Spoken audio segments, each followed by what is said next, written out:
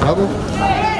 10 tim dari berbagai daerah di Sumatera Selatan ambil bagian dalam turnamen sepak bola kelompok usia di bawah 42 tahun yang digelar akhir pekan ini.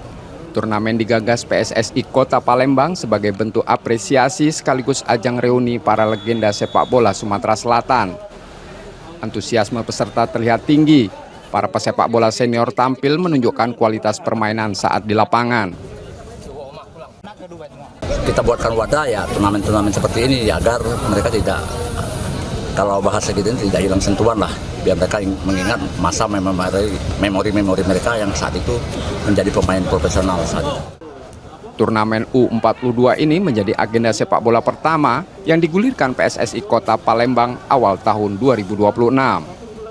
Nur Muhammad, Kompas TV, Palembang, Sumatera Selatan.